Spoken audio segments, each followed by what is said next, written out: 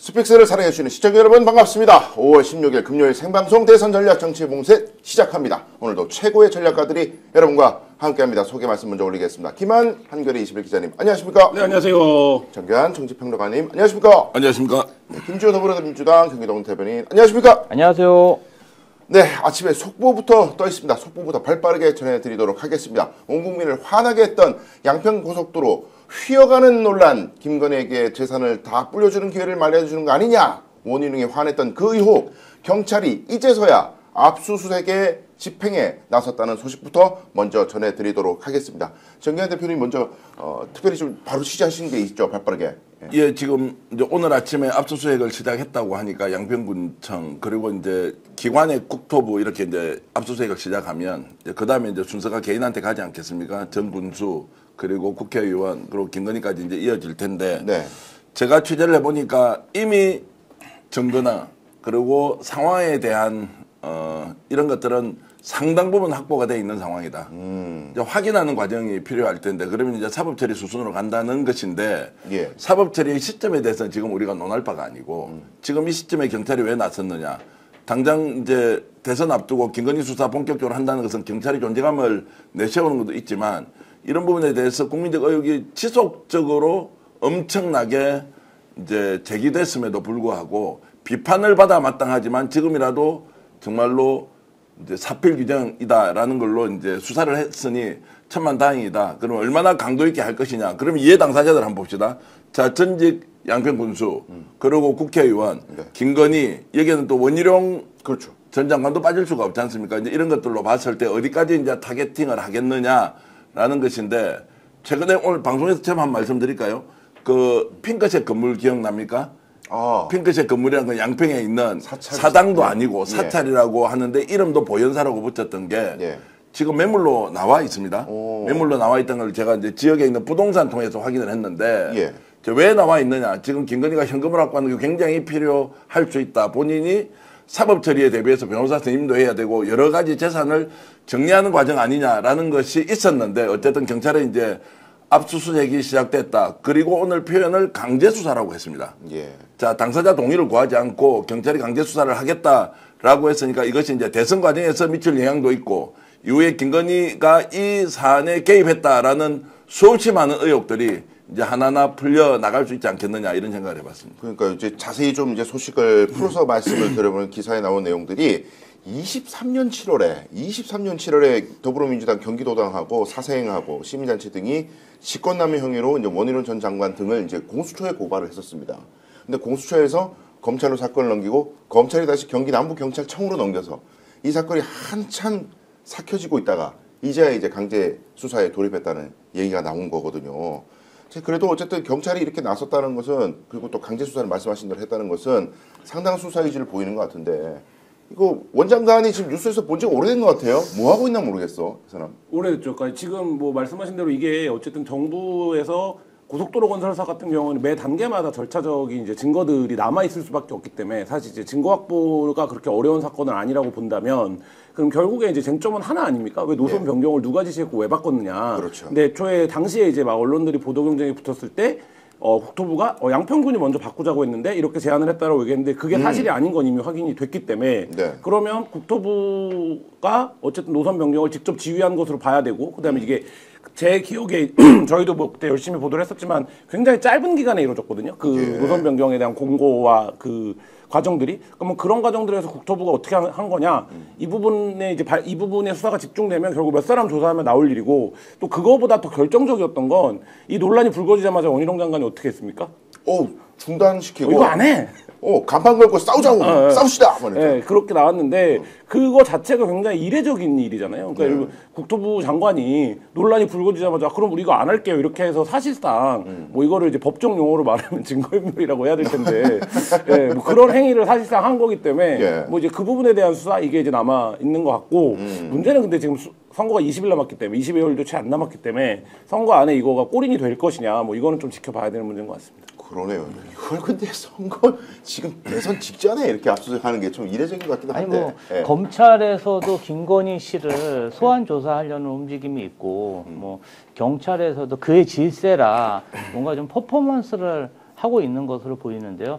물론 이제 양평 고속도로 도로 이전 문제 관련해서는 실체가 밝혀져야 되지만 예. 선거 시기에 이렇게 권력기관, 수사기관들이 앞다퉈서 나서는 모습이 뭐 그렇게 보기 좋아 보이진 않습니다. 양평고속도로 문제는 제가 이제 공공기관에서 근무해봐서 아는데 네. 그냥 명확합니다. 아니 국토부에서는 그래요. 노선 이전 할 때 양평군에서 의견을 내서 그렇게 했다. 그럼 양평군에서는 국민들 모아놓고 뭐 청문회 뭐 의견 수렴회라도 거쳐서 해야 되는데 그런 게 전혀 없었다는 거 아닙니까? 네.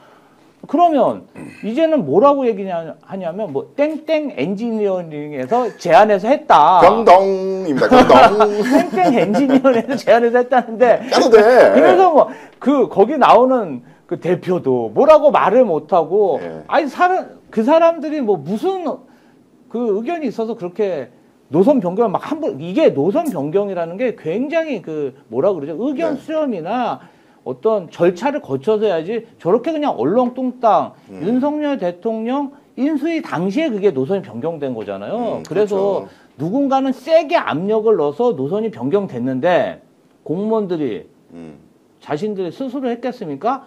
아주 강한 압력, 정말 이렇게 해라.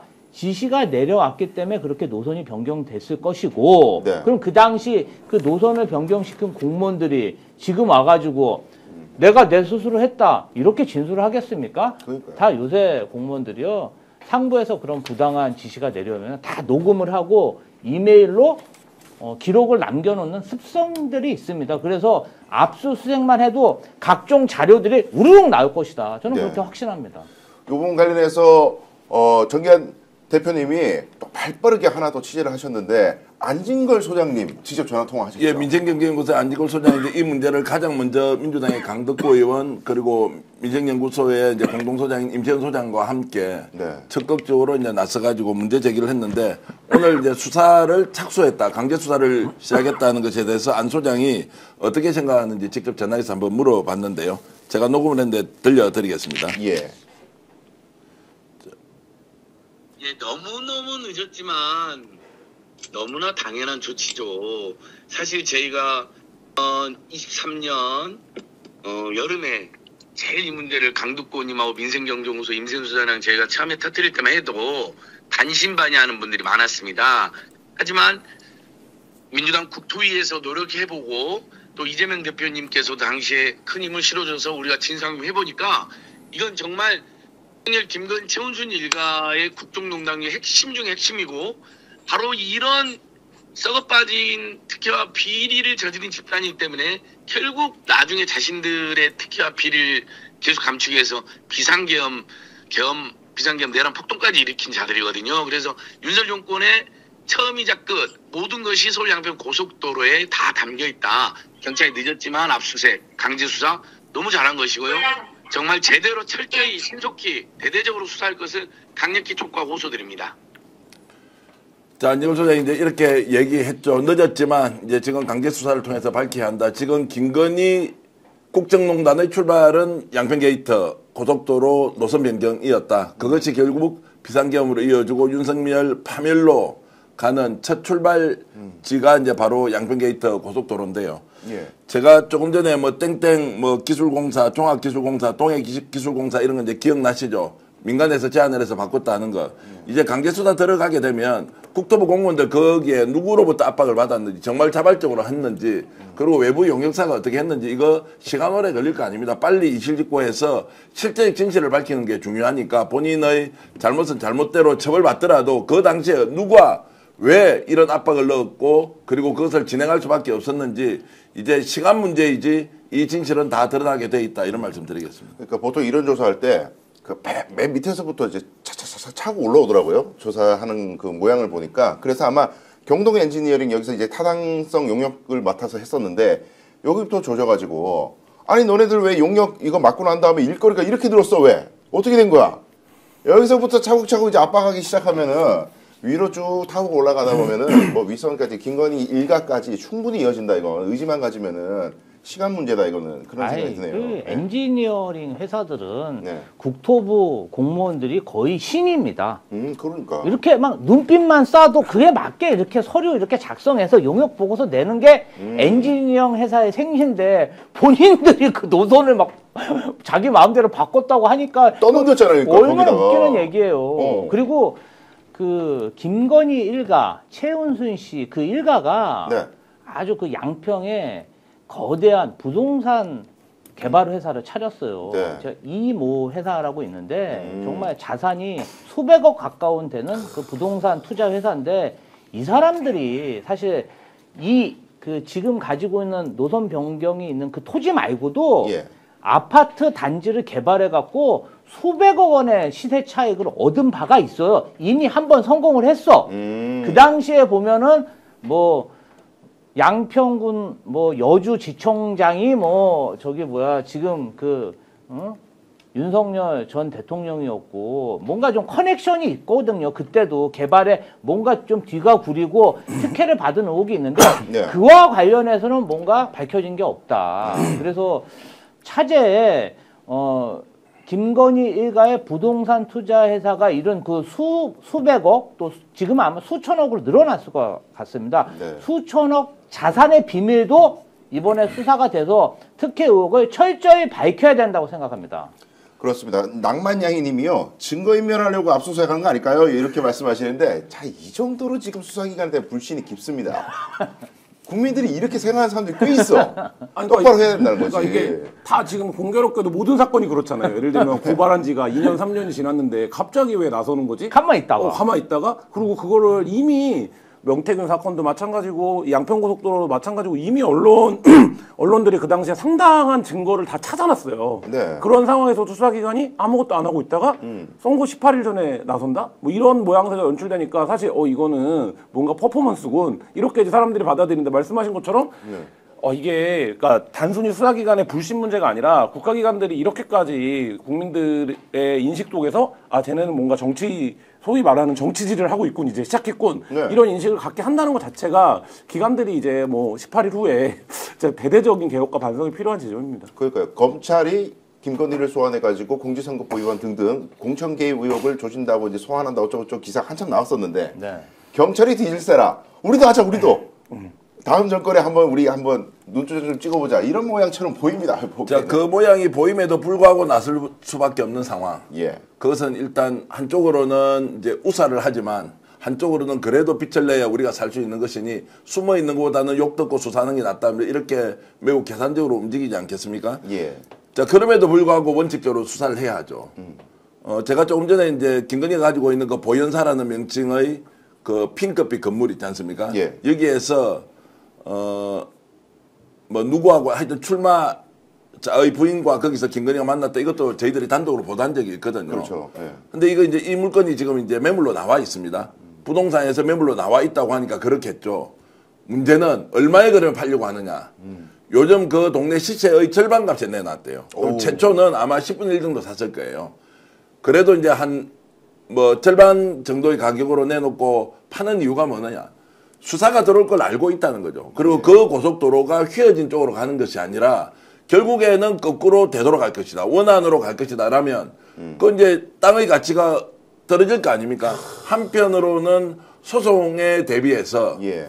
자, 소송과 그리고 형사사건에 대비해서 뭔가 현금을 얻고 한다라고 추론도 할 수 있지만 다른 한편으로는 자, 지금 거꾸로 돌아가기 전에 빨리 팔자라는 생각이 들었을 수 있어서 워낙 의심이 많은 사람 그리고 땅 그리고 권력형 비리의 냄새가 나는 저 건과 관련해서는 부동산에 매물로 내놨다는 이야기를 듣고서도 제가 이렇게 의심병이 생겨서 몇 가지 가정을 이렇게 상상 소설처럼 얘기를 해드릴 수밖에 없네요. 어쨌든 예. 반값에 나와 있으니까 김건희가 가지고 있는 그 건물을 살려고 하면 지금 부동산에 연락하면 된다. 이렇게 내가 반우스개로 말씀을 드리겠습니다. 근데 김건희 입장에서는 전 대표님이 너무 미울 것 같아. 이렇게 방송을 하게 되면 그 어떤 미친놈이 사겠어요 이거를. 아니 오히려 아니 워낙 지금 제정신 아닌 사람 많기 때문에 살 수도 있는데 예. 제가 하여튼 매물로 나와 있다라는 이제 정보를 예. 받았다. 진짜 매물로 나와 있나라고 하니까 시세의 절반 값에 나와 있다. 라고 하니까 이것도 스픽스만이 취재해서 여기서 공개할 수 있는 거 아닌가. 김건희 씨가 오히려 고마워해야죠. 아, 홍보해드리는 거구나. 이렇게 매물에 대해서 홍보해주는 시사 방송이 어디서 스픽스 영향력이 대단합니다. 아, 곧 예. 팔릴 수도 있어요. 우리가 지금 부동산 중개업을 또 합체하고 있습니다. 부디 금매 성공하시기 바라겠습니다. 반값이라는 말에 혹해서 이제 가보는 사람들이 그러니까 일단 근데 호흡은 또 많다. 그런 부분도 있는 것 같아요.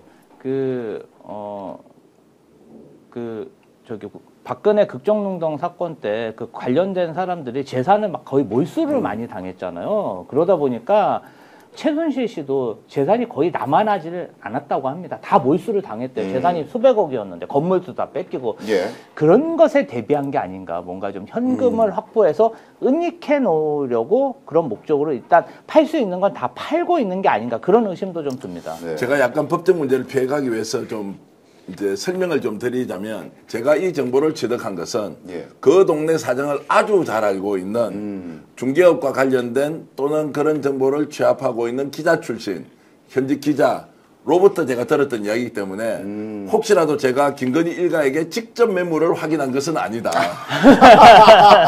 직접 매물을 확인한 것은 아니다. 이 말씀은 드리고 가야 변호사님 내가 피해갈 수 있는 거 아니에요. 그렇죠. 예, 그래서 네, 거기에서 전원입니다. 반값으로 나와 있다라는 이야기를 듣고 전달하는 것이니 너무 심각하게 법적 문제를 삼지 않길 바랍니다. 네, 반값 세일 잘 되시기 바라겠습니다. 자, 지기현 이야기로 좀 넘어가 보겠습니다. 네. 지기현이 이틀째 입을 꼭 닫고 있습니다. 필요하다면 공보관 통해서 입장을 발표하겠다. 그건 지금 필요가 없다는 거거든. 설명할 필요가 없다. 이러고 있는데 아침에 보도가 하나 떴는데 말이죠. 민주당에서 이 지귀현 사진을 또 아침에 김기표 의원은 라디오에서 주말 좀 까볼까 이런 말씀을 하셨었는데 좀 전에 한국일보 단독 보도에 따르면은 지귀현 사진을 공개하는 대신에 법원 행정처 쪽으로 넘기기로 가닥을 잡았다. 이런 보도가 나왔습니다. 이건 어떤 맥락일까요? 지금 선거 기간이라는 점을 좀 감안하는 것 같고요. 그러니까 그러니까 처음 이제 의혹을 제기할 때 이제 기자들은 기본적으로 이 의혹 제기가 육하원 측이 맞는가를 많이 따지거든요. 예. 근데 이제 약간 육하원 측에서 비어 있는 부분들은 있었죠. 그러니까 그 부분에서 그러면 결정적인 증거가 있는 거냐? 근데 당일은 또 결정적인 증거는 안 나왔었어요. 네. 그런 부분에서 약간 이 설왕설래들이 좀 있었는데 그 부분과 관련해서 민주당이 이걸 직접 까면 사법부대 민주당이 직접 맞서는 모양새가 되니까 그 선거 직전에 그런 모양새를 연출하지 않고 지금 뭐 가뜩이나 법사위에서 이러 하는 것들이 어떤 프레임을 지금 계속 걸고 있지 않습니까? 보수 언론에서. 그래서 그거를 법원행정처에 주고 자체적으로 감찰을 해봐라 이런 쪽으로 지금 방향을 잡은 것 같습니다. 네, 저는 메시지를 그 중앙지법에서 냈던 메시지를 어떻게 읽었었냐면은 기다 아니다 얘기를 안 하고 추상적이니까 제보가 추상적이니까 밝힐 수가 없다는 듯이 얘기했어요. 밝힐 수가 없다. 근데 그거는 저는 행간을 읽은 게 지금 네가 결자해지해. 네 새끼가 해명해. 네가 인정하든지 부인하든지 네가 직접 해. 약간 요런 느낌으로 받아들였거든요. 법원이 대신 안 해줘. 근데 지금 시간이 지나고 있는 상황에서 이렇게 민주당이 사진을 넘긴다는 보도까지 나갔으니까 제가 지기현이라면 완전 똥줄 탈 것 같거든요. 지금 뭐가 넘어갈지 모르니까.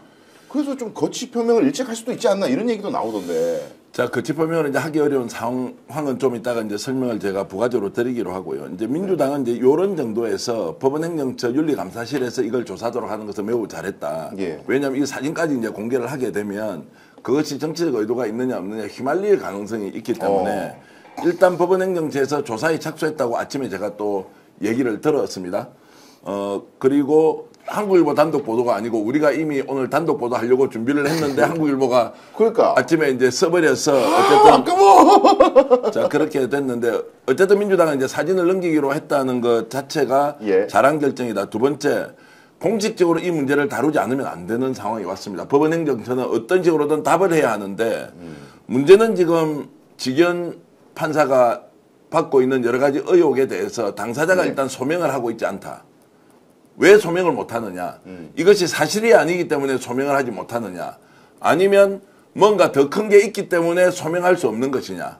더 심하게 이야기하면 조희대 대법원장과 연관성 또는 최소한 지기현 재판부가 뭔가 윤석열 구속 취소와 관련된 것이 혹시 지금 나와 있는 이런 캐비넷 중에 하나로 이번 이 사건이 연관성이 있느냐 없느냐 예. 라는 것에 대해서 지금 많은 의혹들이 제기가 되고 있고 이 의혹은 단순 의혹이 아니고 기자들이 취재하는 과정에서 합리적 추론을 하는 것이 아니고 실제로 경찰에서 상당 부분 조사를 해놓았고 그 중에 하나가 튀어나왔는데 우연의 일치로 민주당에 제보됐던 것과 맞춰보니까 지기현의 캐비넷과 뭔가 지금 윤석열 구속 취소를 하는 것이 연관이 되었는데 뒤에서 보이지 않는 손이 작동을 했을 것이다 라고 하는 이제 의혹이 매우 합리적으로 지금 추론이 되고 있는 상황이니 예. 지기현은 당장 이 문제가 술자리 접대가 몇 번 있었기 때문에 나 사퇴를 한다라고 하면 그만두고 나가면 되는데 예. 나갈 수 없는 상황은 그 외에 훨씬 더 큰 것들이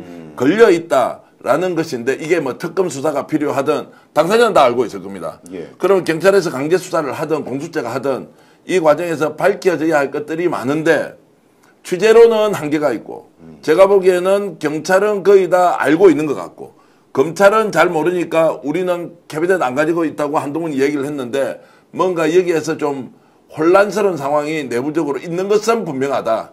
그래서 지금 사태 이후에 오히려 지기현이 억울해서 뭔가를 폭로 또는 공개 또는 자신은 나갈 수 없다는 상황까지 있는 거 아니냐라고 제가 문제 제기를 해보겠습니다. 이게 이제 민주당에서 처음 의혹을 제기할 때도 예. 그 사전에 완벽하게 보안이 유지가 됐어요. 그 사전에 언론에 안 나왔잖아요. 예. 굉장히 팀워크가 잘 돼 있는 상태였고, 자, 의혹 제기를 했죠. 그러면 법원행정처에 공을 넘긴 겁니다. 공을 넘겼더니 법원행정청에서 애매모호한 답변하기 시작하는 거야. 아, 뭐 증거가 추상적이라서 우리는 이것을 어떻게 조사하기가 어렵다. 그랬더니 민주당에서 알았어. 내가 사진 줄게. 그러면서 사진 공개는 또 안 합니다. 네. 사실은 이러한 사진이 공개되지 않을 때 더 큰 영향력을 또 이렇게 뭔지 끼치기도 모르니까. 뭔지 모르니까 당장의 날개를 펴게 되잖아요. 네. 그래서 지금 그리고 사실은 이 사진을 넘김으로 인해서 법원 행정처가 이제 애매모호한 태도를 못 취하잖아요. 네. 사진을 받았잖아. 그렇죠. 그러니까 조사를 해야 되잖아. 네. 이게 사실인지 아닌지 밝힐 수 있는 주체가 지기현 개인에서 사법부로 넘어간 거죠. 그렇죠. 더 큰 리스크가 사법부로 넘어간 거고 사법부가 이 사항에 대해서 팩트다. 그래서 징계를 해도 문제. 이게 사실이 아닙니다. 이러면 그때 민주당에서 사진을 까겠죠. 그렇기 때문에 민주당에서 굉장히 절묘한 수를 지금 던지고 있고 사실상 이번 폭로를 주도하고 있는 김기표, 그다음에 김용민, 그다음에 노정면 네. 다 민주당에서 차세대 지도자급의 그런 유망한 사람들입니다. 예. 정말 그 근거 없는 그러한 의혹을 제기하면 다 이제 정치 생명이 나락이 갈 만한 분이 하시지 이렇게 네. 차세대 리더들에게 이런 폭로를 주도하게 하지 않습니다. 그러니까. 더욱이 네. 지금 선거 여건상 민주당이 뭐 무리한 폭로나 할 그런 이유가 없죠. 그런 이유가 없어요. 지금 뭐 게다가 김의겸 의원이 첼리스트 그것 때문에 고생하는 걸 봤어. 아이, 보고도 한다는 건 자신 있다는 거 아니에요? 아니 어찌 됐든 네. 지금 이 상황에서 민주당에서 만약에 헛발질을 하면요 그 당이 정말 지지자한테 가루가 돼 버립니다. 그렇죠, 그래서 그렇죠. 저는 굉장히 신빙성 있는 증거를 민주당이 확보를 했고 사법부를 코너로 몰아넣고 있다. 아주 전략 전술을 능수능란하게 좀 구사하고 있다. 이렇게 생각합니다. 자, 그 말씀에 제가 좀 보태면 사법부로 공을 넘겨서 사법부가 이것을 절차에 따라서 처리할 것이다라는 것도 우리가 추론의 과정에서는 그럴 수 있겠구나 하지만 지금 아직 드러나고 있지 않은 것은 예. 사법부의 단계가 아니라 외부에서 이 사건과 관련해서 누군가 캐비넷을 가지고 있다가 전체적으로 재판 거래를 비롯한 뭔가를 조정한 자가 있다면 어떻게 되느냐. 그리고 이것이 왜 지금 이 시점에 공개가 되었느냐. 민주당 제보는 접대였지만 예. 그 접대와 관련된 일련의 상황들을 파악하고 있는 어떤 기관이 존재했을 수 있고 그 기관이 파악하고 있던 것을 외부의 정치인이 활용해서 사법 거래까지 한 것 아니냐라는 의혹이 나오는 마당에 예. 사법부 전체를 뛰어넘어서 이것이 지금 외부의 기획과 공작에 의해서 지기현 재판부를 흔들었던 것 아니냐라는 것까지 저는 수사가 돼야 한다고 보고요. 예. 그것은 이미 제가 취재의 과정에서 설명할 것이 아니라 수사기관이 확보하고 있는 자료 또는 정보기관에서 현재 가지고 있는 이런 자료들을 보면 충분히 추론 가능한 영역이 있는데 다만 진술은 여러 가지 형태로 존재하는 것 같습니다. 그런데 구체적인 사안을 입증할 만한 증거가 있느냐 없느냐는 그것은 좀 다른 문제여서 우리는 뭐 언론 차원에서 문제 제기까지는 일단 해놓고 사법부 외에도 관련된 것이 뭐가 있다라는 것까지는 말씀을 좀 드릴 수 있겠습니다. 어제 역전의 용사 저녁에 아주 추론을 엄밀하게 해가지고 어디에서도 들을 수 없는 이야기들이 많이 나왔지 않겠습니까?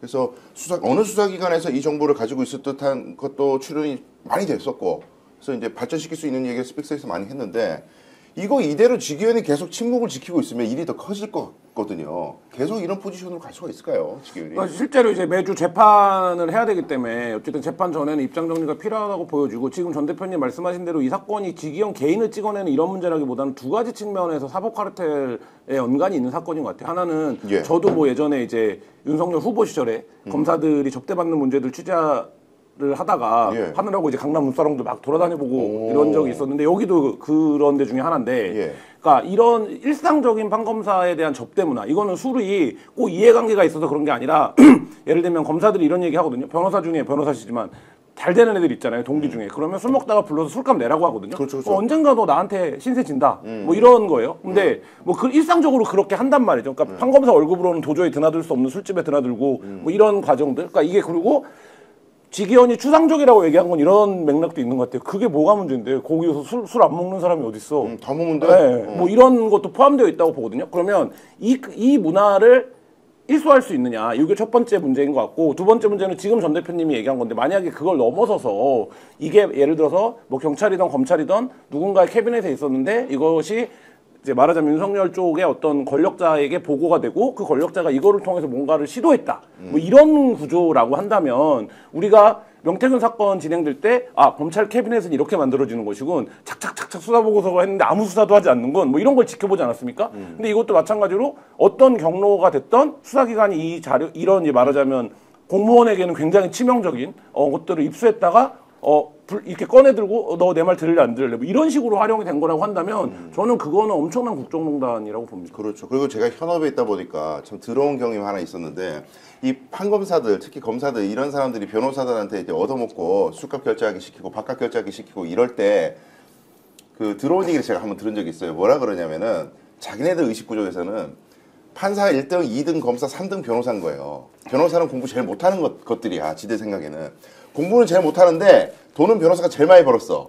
지금 자기는 월급이 얼마 안 돼요. 이게 인지 부조화거든. 이럴 때 불러가지고 결제시키고 빌빌 기계 만들면서 치유하는 거야, 이 인지 부조화 상태를. 왜 내가 더 잘났는데 돈 저 새끼가 더 많아? 결제 이 새끼야.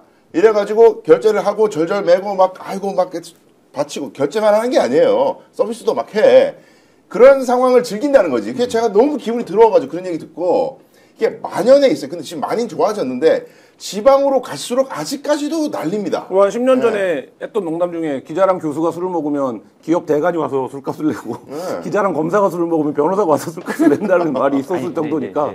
이번 사항이 예. 뭐 지기현 판사를 이렇게 제껴놓고 예. 만약에 내가 그런 일이 터졌다 하면 생각해 봅시다.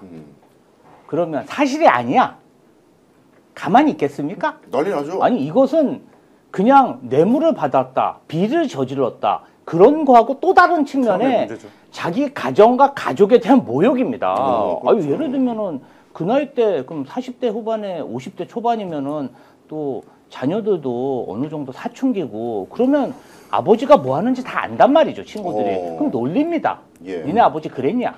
그리고 또 배우자는 개모임이라도 나가겠습니까? 창피해서. 그렇기 때문에 이런 상황이 터지면 사실이 아니다. 저 같으면 바로 고발합니다. 고소하고. 내 명예가 있지. 근데 애매모호한 지금 답변을 한다는 것 자체가 네. 대응이 참 힘들다. 그리고 저쪽이 가지고 있는 카드가 뭘까? 굉장히 겁내하고 있다는 거거든요. 그렇죠. 그래서 뭔지 모르니까. 대응하는 태도가 참 미심쩍다, 이런 생각이 듭니다. 당장 다음 주에 저는 재판을 어떻게 할지 모르겠습니다. 그러게요. 네. 지금 기록이 눈에 들어오나? 네. 아니, 안 예. 들어오죠, 이런 상황. 재판 문제도 있고, 그래서 실제로 술 몇 번 얻어먹고 접대받았다라고 하면 사표 내고 나오면 끝날 일이죠. 예. 그렇게 못하는 사정이 있지 않겠습니까? 그렇습니다. 그러면 두 가지죠. 다른 건이 있는데 이거 내가 어떻게 감당하지? 조금 전에 말씀하셨듯이 시간을 좀 더 벌어야 되겠다, 또는 상급기관의 판단을 받아봐야 되겠다라고 하는 게 하나 있을 수 있고요. 두 번째는 제가 좀 나쁜 마음으로 추론을 하면, 야 이거 원래 해결해 준다고 한 놈 있었는데 그놈한테 연락해서 야 이게 왜 터진 거야? 이게 말도 안 되는데 예. 어떻게 그게 이렇게 나올 수가 있는 거야? 라고 하면서 따질 수도 있겠죠. 만약 캐비넷이라면 예. 뭔가 거래가 이루어졌다면 이제 이런 추론도 가능하기 때문에 저는 외부에서 뭔가 기획을 했던 사람이 있을 것이다. 이 사람도 오래 못 갈 거예요. 결국엔 드러나게 되는데 예. 자 지금이라도 빨리 나와서 국민들 앞에서 어떤 일이었는지 이실직고를 하거나 뭐 그래 어쨌든 경감 사유는 될 거 아니에요. 사부처리를 받더라도 덮는다고 덮어질 수가 없다. 그러면 이 기관이 나왔다면 둘 중에 하나인데 검찰 아니면 경찰 캐비넷이 있을 거 아니에요. 예. 검찰은 다 이제 한 몸으로 움직입니까? 경찰은 한 몸으로 움직입니까? 오늘 경기남부경찰청 양평게이트 수사하는 거 보면 경찰은 한 서너 몸이 되는 것 같아요. 예. 자, 이 말은 뭡니까? 이 정보는 특정한 한 사람이 특정한 라인을 통해서만 가지고 있는 정보가 아니다. 지기현과 관련된 것은 여러 사람들이 어떤 정보 라인에서는 다 파악하고 있다면 거기에서 계속 제보가 되고 흘러나오는 거 아니에요. 그렇게 본다면 이거 막을 수가 없다는 거예요.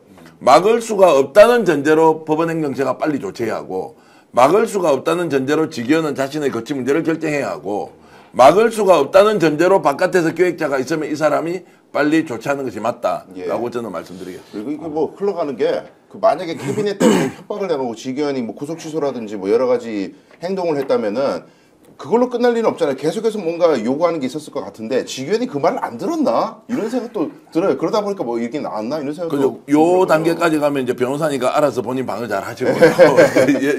예를 들어서 이제 그런 정도까지 갔을 수가 있다. 다만 증거가 부족하다. 그렇죠. 정황은 있다. 그리고 그런 흐름을 알고 있는 사람은 실제로 표현까지 하고 있다. 그러나 증거가 없다. 이제라고 하는 것인데 이 사건이 저는 빙산의 일각에 불과하다. 본질적으로는 훨씬 더 큰 사건이 있다. 그리고 여기 캐비넷에 들어가 있는 사람은 한 명이 아니다. 예. 20명 정도 된다. 직업군도 다양하다. 판사도 있고 정치인도 있고 점점점. 이거를 누군가 조정하고 관리를 했다. 라고 한다면 이것이 존재하는 것은 확실하니까 특검이 되든 아니면 다음 정부에서 수사를 하든 이제 이걸 가지고 어떻게 장난쳤는지는 다 나오지 않겠나 생각이 듭니다. 종동희 님이 글을 하나 올려주셨는데요. 3개월 전에 경찰 캐비넷으로 들어갔다던데 그때 상황을 보면 지기현의 평소 행실을 알고서 윤석열 쪽에서 작업한 것 같다. 그래서 경찰 통해서 증거 잡고 협박 시작한 것 같다. 그 자리에 있던 국회의원을 파야 한다. 오, 무서워. 더 이상 말을 보태지 않겠습니다. 무서운 글을 올려주셨네요. 그러니까 이런 황당한 이제 추론이 상식적으로는 황당한데 만약 그것이 그 황당함에도 불구하고 실행이 되었다. 네. 그래서 그것이 결과로서 뭔가 나왔다라고 하면 이제 우리는 절망의 수준을 넘어서 정말로 우리가 야, 더 이상 믿을 곳이 없다 대한민국은. 예. 이제 이런 생각까지 우리가 가야 하니까요. 참 답답하다는 말씀도 듣고 저는 취재 과정에서 굉장히 놀랍니다. 진짜 대한민국 이런 정도였느냐? 사법부가 진짜 이런 정도냐? 아니 우리가 지금 접대 같은 걸 받는 게 쌍팔년도도 아니고 지금 어떻게 해서 수백만 원 접대를 공무원이 판사가 아니 어떤 공무원이라도 그렇게 받았다고 생각해 보세요. 정치인이든 기자든 아니면 고위공직자든 검사든 검찰 수사관이든 경찰이든 어떻게 됩니까? 지금 그렇게 받았다는 것이 알려지면 예. 사진만 있다는 게 아니라는데요. 영상까지 있다고 지금 얘기가 나오는데 그러니까요. 얼마나 자주 갔으면 이게 있을 수 있냐고 지금 대한민국에서. 영상은 지금 처음 듣는 얘기인데 지금 확실한 얘기입니까? 그러니까 대표님? 여러 이야기가 있어서 아까 제가 말씀드렸지 않습니까? 정보의 라인이 네. 여러 군데 존재하고 기관은 하나인 것 같은데 거기에서 정보를 취급하는 단위가 다 다르지 않습니까? 네. 원팀이 아니라고요, 지금은. 정권 교체기예요. 거기에서 여러 경로를 통해서 증거를 확보하고 상황을 정리해 놓은 것들이 존재할 테고 거기에서 나오는 이야기가 영상을 제가 보지 않았기 때문에 말씀을 못 드리지만 적나라한 내용도 있다라는 것이어서 요까지는 가면 약간 우리가 이제 옐로로 가니까 어제도 누가 야 스픽스 옐로 저널리즘이냐 이렇게 얘기를 하던데 그까지는 안 하고 어쨌든 이것이 이제 예. 아니 이제 이런 영상이 뭐 사진 영상 이런 얘기가 나오니까 제가 진짜 스픽스 구독자분들한테 긴급 입장을 지금 밝힐 게 하나 있는데요. 네. 방금 국민의힘 주진우 국회의원이 저를 고소했다는 거예요. 뭘로요? 어제 이제 제가 새날이라는 유튜브에 나가서 뭐 어떤 분이 이렇게 뭐 이런 다중 업소에서 이렇게 술자리를 하는 모습이 노출이 됐어요.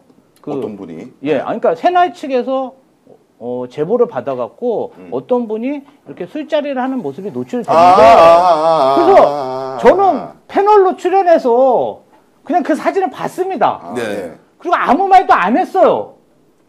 예. 그냥 봤어요. 아니 근데 저 닮은 사람이 저 사람하고 국회의원 중에 누구랑 닮았구나 생각만 했어요. 생각 말도 안 하고. 왜 말도 안 하고 보기만 했는데 저를 뭐 본인을 뭐 어떻게 이상한 업소로 간 사람으로 매도해서 명예를 훼손했다. 명예를 훼손했다고 주진우 국회의원이 저를 오늘 고소한다고 예. 기자들한테 단체 문자를 지금 보낸 거예요. 그 그래요? 기자들이 지금 막 보내온 거예요. 예. 아니 김지호 정무부실장이 뭔 잘못을 했길래 이렇게 고소를 당하셨습니까? 그래서 그냥 좀 보기만 했는데 저를 고소를 하셨네. 그래서 제가 법률적인 사항을 파악을 해서 제가 아니 무고로 가시죠 이거는. 제가 아무런 말도 안 하고 그냥 보기만 했거든요. 그래서 제가 확실히 이 주진우 의원에 대해서는 강력하게 대처하겠다. 아직도 예. 윤석열이 대통령인 줄 알고 친윤 검사들이 우리를 그냥 우리 동지들을 개 잡듯이 그냥 맨날 압수수색하고 잡아갈 수 있는 나라라고 이자들은 생각하는 것 같다. 제가 방송 전에 김 기자하고 야. 있을 때 제가 진행자하고 있을 때 물어봤죠. 네. 김지호 의원 누구로부터 지금 고소당한다고 하던데 그런 일 없습니다라고 했잖아요. 방송 전에 자기 그런 일 없다고 했잖아. 지금 카톡이 왔어요. 그러니까 정의원의 정보력을 보라고. 빠르긴 빠르네. 기자가 카톡으로 보내기 전 전에. 대표가 이 정보력이 빠르긴 빠르네. 그리고 본인 아니라고 해서 그래요? 혹시 어제 뭐 사진하고 관련이 있습니까? 내가 질문을 하니까 김지호 우리 대변인이 뭐라고 했냐면 저는 사진만 쳐다봤지 발언 자체를 안 했다고 해서 그렇습니까? 그러고 이제 방송을 시작했어요. 예. 근데 방송 시작한 지 한 20분 만에 자신이 고소당한 걸 얘기. 저는요, 네. 제가 정치 활동 10몇 년 했는데요. 한 번도 고소당한 적이 없어요. 네. 저는 뭔가 액션을 취할 때 항상 변호사 세 분과 감수를 합니다. 예. 그리고 그냥 의혹 제기만 하지 절대 실명을 얘기하지 않습니다. 예. 야, 근데 우리 지진우 국회의원이 드디어 저를 또 그 제가 고소를 지준이 했네요. 의원한테 얘기를 하자면 지금 아닌 건 아니라고 해서 무조건 고소해가 저도 지금 맹태형 때문에 조사받으러 가야 되는데 이런저런 거 너무 시비 걸듯이 하지 말고 진짜 잘못된 게 있으면 잘못된 대로 하고 그 자리에서 아무 발언도 안 했는데 왜 지금 김지호 대변인을 고소를 하냐고. 이게 무슨 주특기도 아니고 저도 할 말이 엄청 많은데 어쨌든 지금은 본질적으로 직위원 문제니까 일단 지나치겠지만 김지호 의원 일단 이렇게 호소를 했으니까 주진우 의원이 빼줄 거예요. 아니 사과를 받아야죠.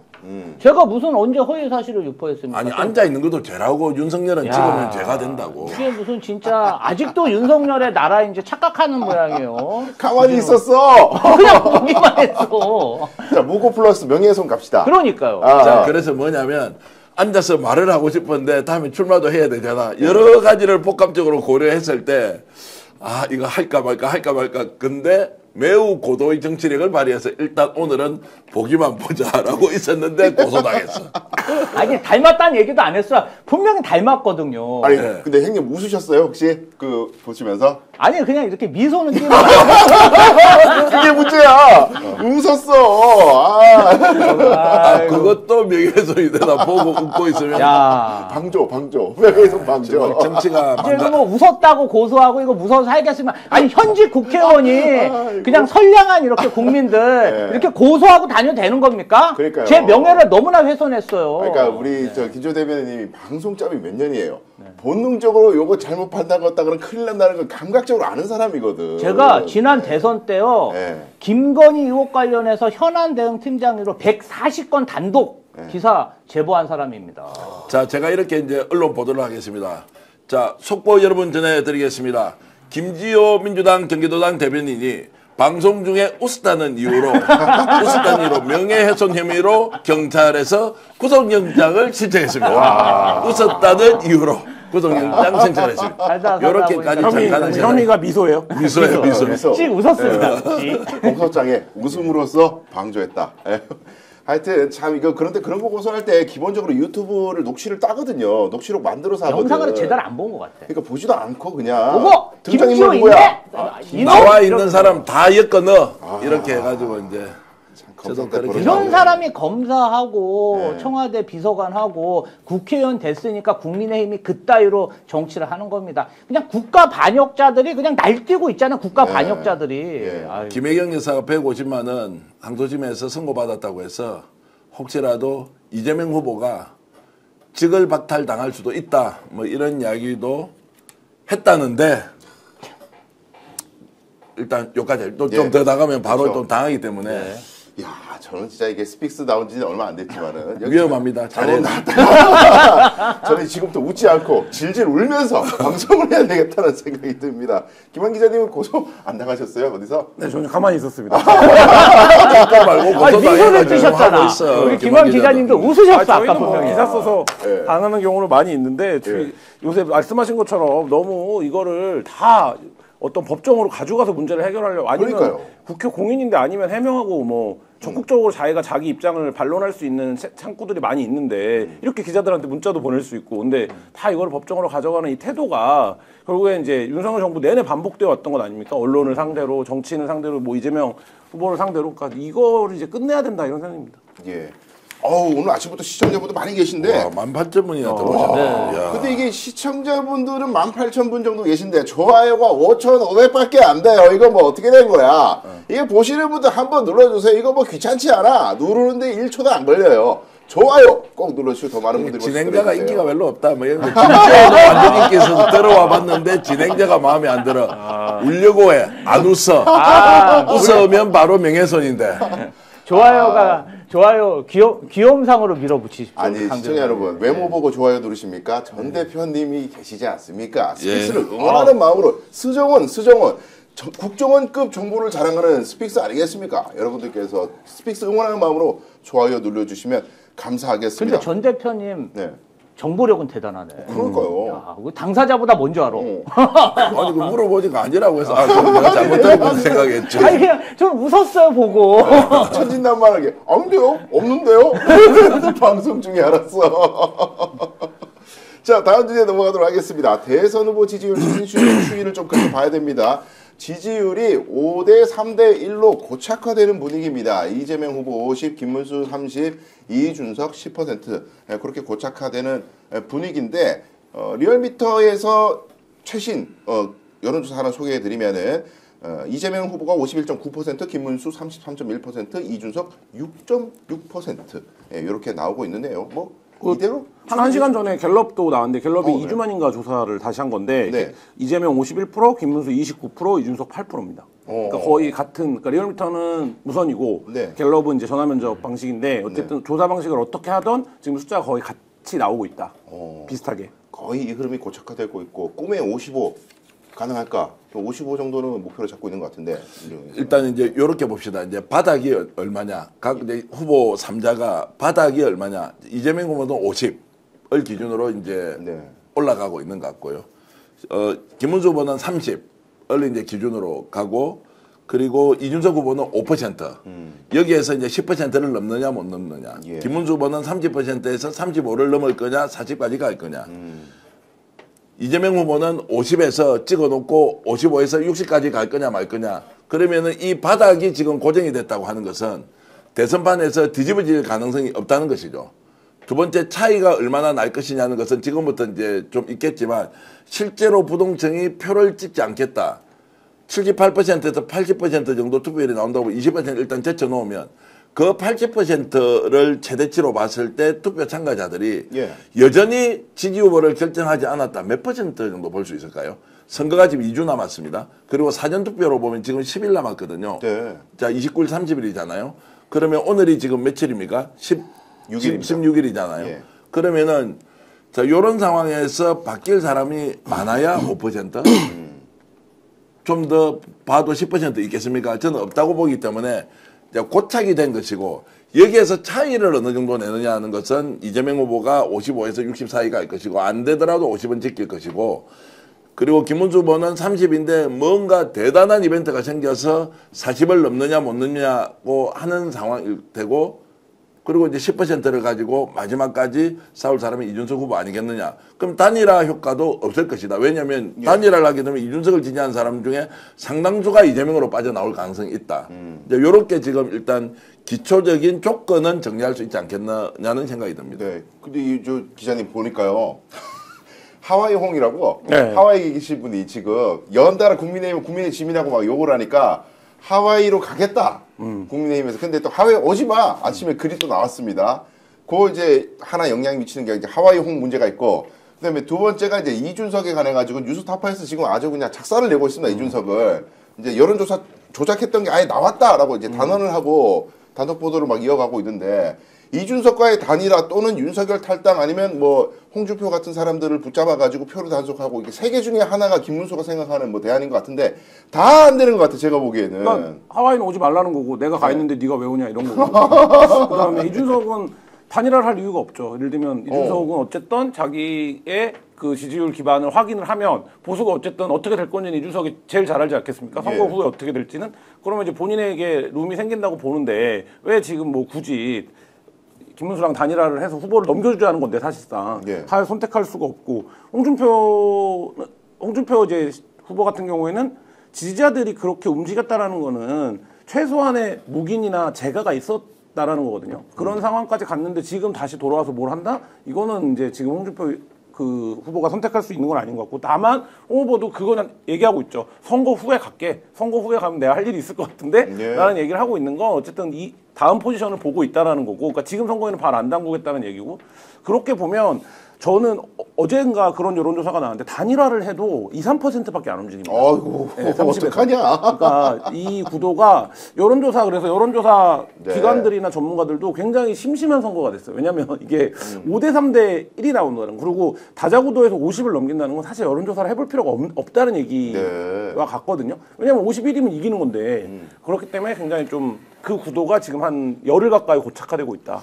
홍준표가 완전히 지금 민주당 전략, 이재명 후보의 전략에 말려들어 버렸죠. 자, 총리 제안설이 있다라고 누가 이걸 퍼뜨렸습니까? 총리 제안을 받았다고 하는 것을 누가 퍼뜨렸습니까? 가만히 있는데 민주당이 총리 제안했다라는 이야기가 나왔을 리가 없죠. 그렇죠. 자, 홍준표는 기회가 있으면 총리를 맡을 수도 있다라는 것을 자가 발전은 아니지만 어떤 경로를 통해서 흘러나왔어요.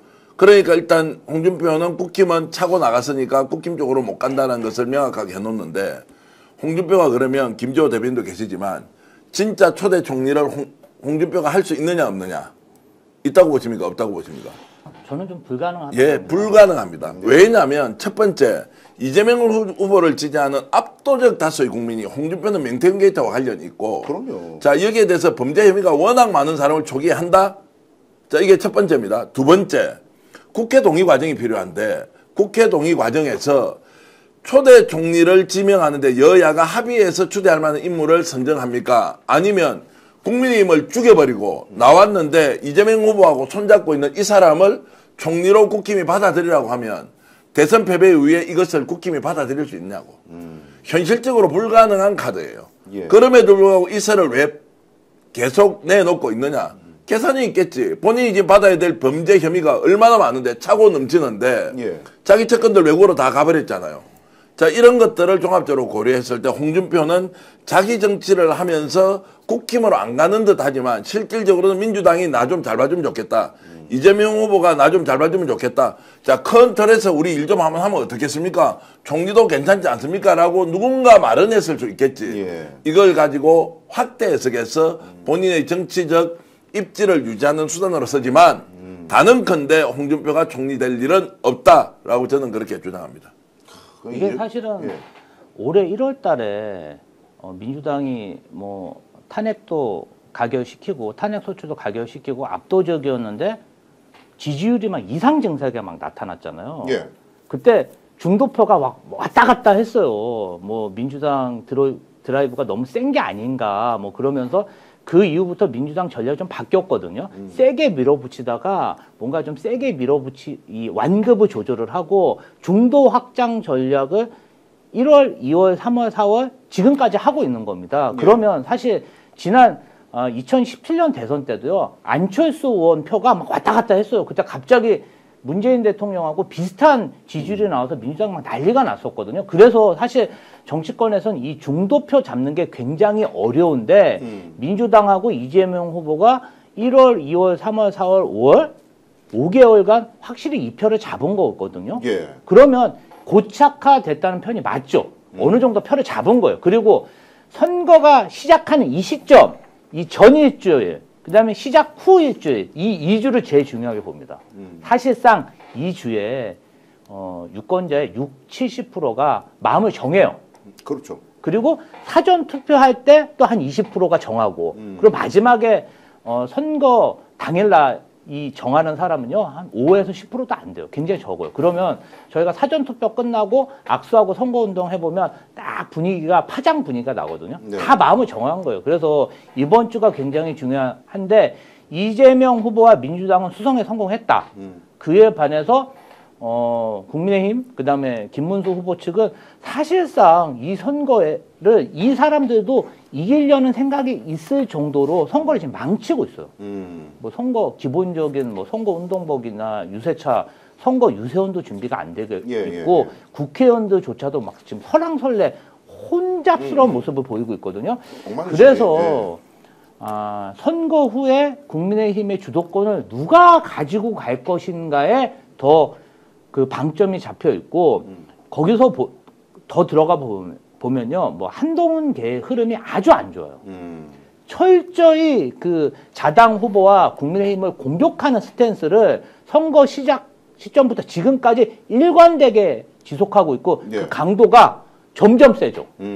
그리고 사실은 한동훈계 셀럽들이 많잖아요. 지금 국민의힘 그 TK 의원 10명, 20명의 스피커 역할을 할 수 있는 그러한 셀럽들, 원에 있어도 이런 셀럽들이 언론에 나가서 엄청 자당을 비판하고 있어요. 이길 수 있겠습니까? 저는 못 이긴다고 봅니다. 역대 뭐 저도 선거 취재를 여러 번 했지만 역대 선거에서 대선에서 정당 지지율보다 후보 지지율이 낮은 경우는 거의 없거든요. 예. 그러니까 정당 지금 국민의힘이 어쨌든 30% 초반에서 중반 정도의 정당 지지율이 나오는 게 대략적인 그 분포인데 지금 김문수 후보가 여기 안 나와요. 그러니까 이거는 뭐냐면 뭐 중도를 규합하고 이런 문제가 아니라 지금 자기 당 지지율도 다 확보를 못하 수렴이 안 되고 있는 상황이고, 물론 근데 뒤로 가면 되겠죠. 그러니까 근데 그 얘기는 뭐냐면 앞으로 지금 말씀하신 것처럼 한 일주일 안에 승부가 나는 건데 그 일주일 동안 자기 당 결속을 하는데 바쁠 거예요. 근데 지금 말씀하신 것처럼 친한계는 안 움직여요. 그리고 또 한쪽에서는 야 근데 이거 선거는 선거는 선거인데 끝나면 당권은 누가 가져가는 거냐, 예. 이것만 지금 쳐다보고 있고, 제가 어제 어떤 장면을 봤냐면 국민의힘 유세원들이 지나가는데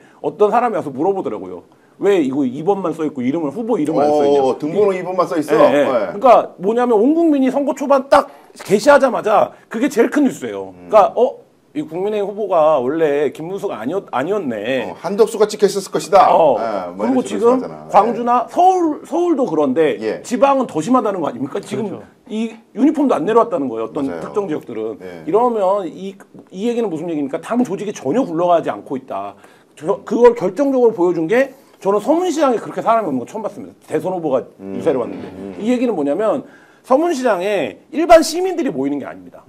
TK 지역에서 조직을 대줘야 되는 거거든요. 왜냐하면 그래야 바람몰이가 되는 거 아닙니까? 맞아요. 예. 그러면 뭐 군소 지역들에서 차로 와줘야 돼요. 근데 안 움직인다, 조직이. 근데 TK에서도 조직이 안 움직인다? 그러면 PK 가면, PK는 지금 이재명 후보가 이기는 걸로 나오거든요. 그럼 넘어가는 거고. 그러니까 아마 김문수 후보랑 캠프도 며칠 해보고 상황을 지금 알고 있을 거다. 이게 선거에서 조직이 안 움직인다는 게 얼마나 그 답답하고 네. 한계스러운 일인지는 아마 지금쯤은 절감하고 있을 거라고 봅니다. 대비되는 두 장면 설명을 드리겠습니다. 김문수 후보가 아마도 35% 기준으로 못 얻지 않습니까? 그러면 당권도 없을 거예요. 예. 만약에 30% 바닥을 찍었다라고 하면은 자기 당권을 누가 가져갈지 알 수 없어요. 예. 사실상 분열 상태가 될 거예요. 만약 이재명 후보가 55에서 60 가까이 얻어버리잖아요. 그러면 2,000만 표 이상을 득표하게 되는 순간 예. 국힘은 후보에 대한 책임론이 엄청 나오게 돼 있어요. 예. 자, 이게 예견되는 상황에서 한덕수 지금 안 도와요. 한동훈 안 들어와요. 홍준표 올 리가 없어요. 안철수 후보 혼자서 저렇게 하는데 명분도 별로 없어요. 그러면 다른 경쟁자들이 봤을 때 김문수가 득표를 많이 하는 것이 본인의 정치적 미래에 도움이 돼요? 여기서 쫄딱 망해버리는 게 도움이 돼요. 차라리 망하는 게 나을 수 망하는 게 더 나을 수 있어요. 이제 이 말은 제가 초를 치는 게 아니라 예. 국힘이 원팀으로 가서 뭔가 대책점을 만들어서 국민들을 설득할 만한 논리를 가지고 하면 되는데 김문수 스스로가 윤석열 문제 해결을 못해요. 자, 출당을 하면 좋겠다고 김용태 비대위원장이 얘기하는데 김문수는 그건 본인이 판단하는데 따로 또 뭐 전화 통화를 해가지고 아, 내 뜻은 뭐 그것이니 아니니라는 이야기가 흘러나와요. 이런 애매모호한 스탠스에서 윤석열은 어떤 식으로든 사법 처분을 받게 될 텐데 김문수 입지는 더 좁아지는데 누가 들어가냐고. 자, 그러면 35% 못 갈 가능성이 매우 높다라는 그림을 하나 그려놓고 2주 동안 지켜볼 필요가 있고, 이재명 후보 쪽은 중도 확장 노선에 어제 김상욱 의원하고 인터뷰를 해봤고 오늘 익산에서 이제 후보를 직접 만난다고 합니다. 두 사람이 살아온 인생의 결이 진짜 비슷하더라고. 김상욱 변호사도 엄청 어렵게 살아가지고 정말로 어떤 것이 우리가 국가를 위해서 우리가 정치를 통해서 국민들에게 해야 될 것이냐. 저도 어제 밤늦게까지 둘이 이야기를 하다가 깜짝 놀란 장면이 많았는데 어쨌든 이제 그 사람을 만나고 이재호 이미지가 나쁘지 않지 않습니까?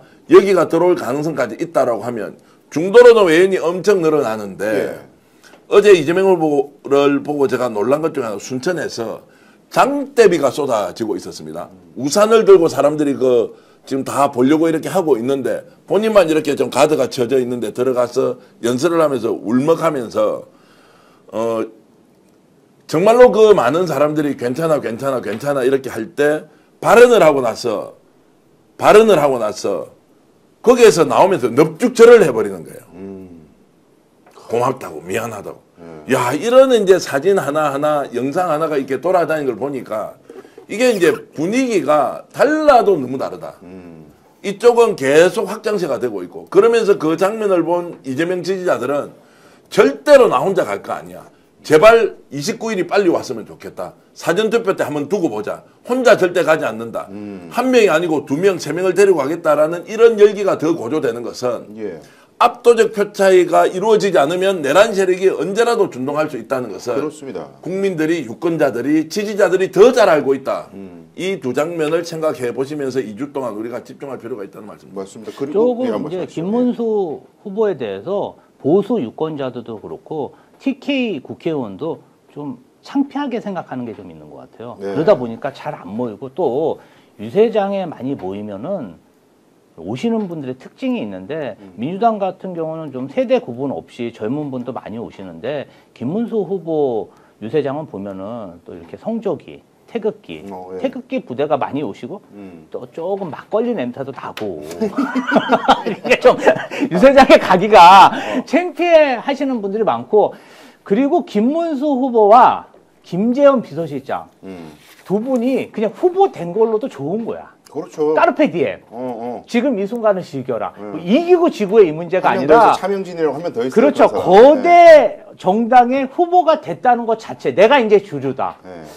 그거에 만족하고 있는 게 아닌가 그런 생각이 듭니다. 그러니까 너무 오랫동안 야인으로 있던 사람들을 띄워주면 이런 현상이 생기는 거예요. 참 안타깝다는 생각이 들고. 아니 근데 댓글에요. 자꾸 그 홍준표 총리 안 된다고 막 걱정하시는 분들이 많은데 안 된다니까. 만약에 홍준표가 진짜 무슨 뭐 이야기가 오고 와서 민주당이 뭐 영입한 이런 얘기 또 나오고 구체화되면 저 진짜 민주당 당사 앞에 빤스 벗고 나가 들어 놓을 거야. 말도 안 되는 얘기예요. 안 돼, 걱정하지 마. 민주당에서는 단 한마디도 한 적이 없어요. 그러니까요. 그거 사실이 아니라고 얘기를 했는데 다만 누군가 공식적으로 부인하지 않는 이유는 선거이기 때문에 활용하고 나쁠 게 없죠. 네. 제가 명태균 관련 취재를 오래 한 기자 입장에서 포토라인에 먼저 섭니다. 하와이에서 오는 날 네. 공항에서 긴급 체포 가능성도 있어. 잘못하다가. 하와이에서 안 올 것 같아. 하와이에서. 이 말 듣고 오늘 다시 국힘으로 돌아가는 거 아니에요? 가 빨리 씨 오지 마. 아니 근데 김문수 입장에서 보면 김문수 후보 입장에서 보면 세 가지 전략이 있었던 거 아닙니까? 윤석열 그러니까 국민의힘 입장에서 보면 윤석열과 손절하고 반명 빅텐트를 치고 그 다음에 나는 정강훈이 아니에요라고 선언을 해서 우리가 이제 보수로 가자. 그래서 한 35 이기진 못하더라도 한 35에서 40 정도 득표를 가자라고 했는데 이 윤석열 손절이 안 돼요. 근데 윤석열 손절이 왜 안 돼?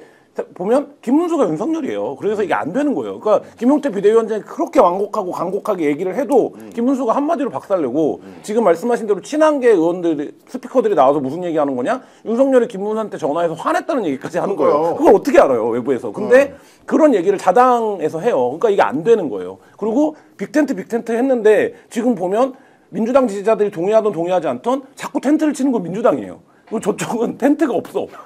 지금 이런 상황이에요. 그리고 지금 정강훈과의 관계는 어떻게 되는 겁니까? 라고 물어보면 또 뭐라고 얘기합니까? 그 원래 친한 사이예요. 이 얘기를 자당에서도 해요. 그러니까 이거는 뭐냐면 말씀하신 것처럼 김문수가 후보로서의 적절성, 그다음에 뭐 어떤 존중감 이런 게 없어요. 지금 국민의힘 내부에. 그러니까 이게 막 중구난방 굴러가는 거예요. 그러니까 이런 상황이기 때문에 사실상 이 지금 지지율은 저는 지금 나오는 여론조사, 그러니까 사람들이 여기서 뭘 느끼는 겁니까? 아, 이거 역시 안 되는 카드였구나. 이걸 느끼는 거거든요. 그러면 보수는 투표를 안 하게 되겠죠. 그러면 지금 나오는 여론조사를 그 100으로 환원하는 방법이 있습니다. 왜냐면 투표를 안 하는 사람들은 실제 그러니까 의미가 없잖아요, 여론에. 그렇게 따지면 지금 이 지지율 격차는 더 벌어진다. 뭐 이런 생각. 야, 이건 꼭 소개해드리고 싶네. 끌로드님께서 이재명 후보의 호남 연설을 봐라. 그 표정과 눈빛에 억수같이 쏟아지는 비를 맞으며 이재명을 외치는 지지자들을 보며 미안해하고 고마워하는 게 보이더라. 그 모습을 보며 울컥하며 국민들이 나를 살려줬으니 이재명 후보가 울컥하며 국민들이 나를 살려줬으니 이제 국민들을 위해 살겠습니다. 라며 큰절하는 정말 진심이 느껴지는 우리의 이재명이다. 와, 이게 이제 실제로 그 영상 보셨죠?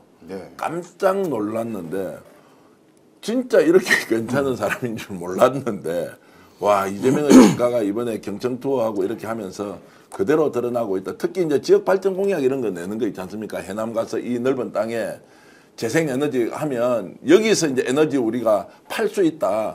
그래서 농업이 아니고 바로 에너지를 생산하는 산업을 여기서 만들 수 있다는 것이나 부산 가서 북해항로 개척할 때 10년, 20년지를 지금 준비하자. 본인이 성남시장 8년 금방 가더라. 10년, 20년 준비해서 완전히 다른 도시 중앙으로 집권화된 것을 와, 근데 이런 이제 정책 공약 이런 건 내세우는 거 보니까 김재원은 좋겠습니다. 우리는 뭐 그분 잘 모르기 때문에. 근데 제가 좀 말씀드리고 싶은 부분은 이재명 후보가 좀 명석한 건 있어요. 근데 정치 행정도 훈련하고 노하우예요.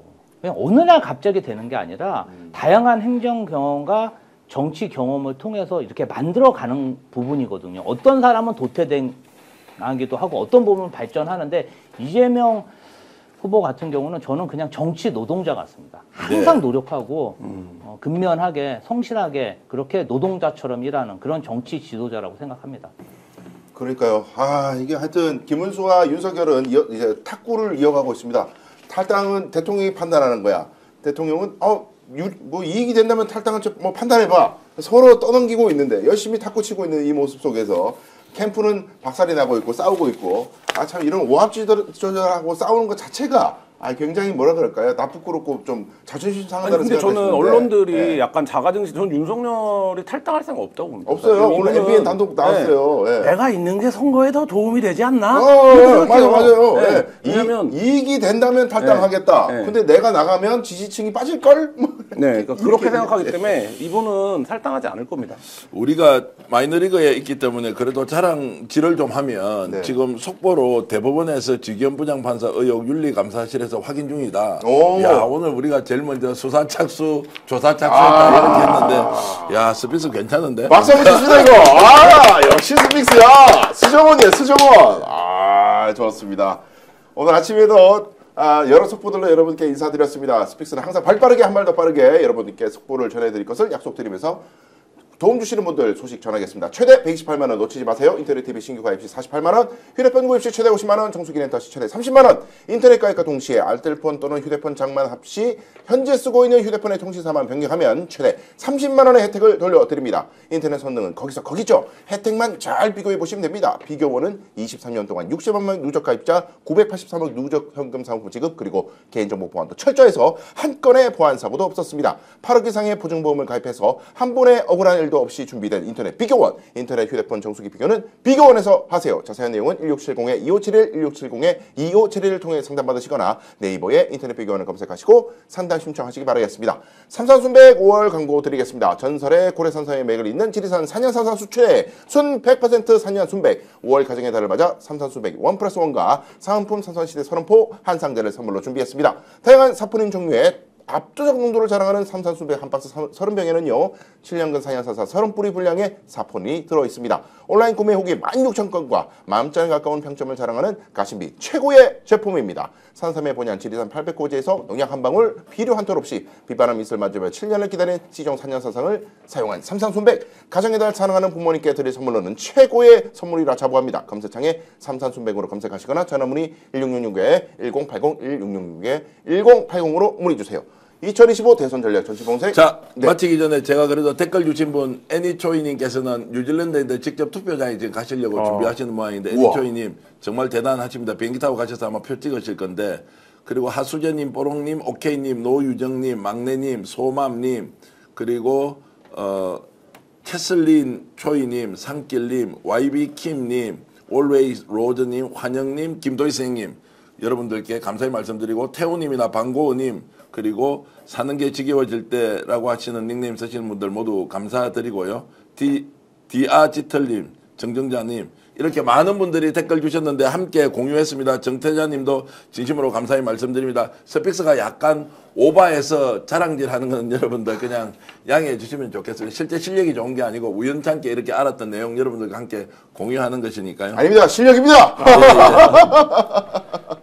감사드리겠습니다. 자, 2025 대선 전략 정치본색 오늘은 여기까지 하겠습니다. 김지호 더불어민주당 경기도당 대변인, 김한 한겨레 21 기자, 정기환 정치평론가와 함께했습니다. 고맙습니다. 고맙습니다. 오늘 방송 어떠셨습니까? 마음에 들었다면 구독, 좋아요로 스픽스를 응원해 주십시오. 여러분들의 구독, 좋아요는 가장 큰 힘이 됩니다. 스픽스 구독, 좋아요.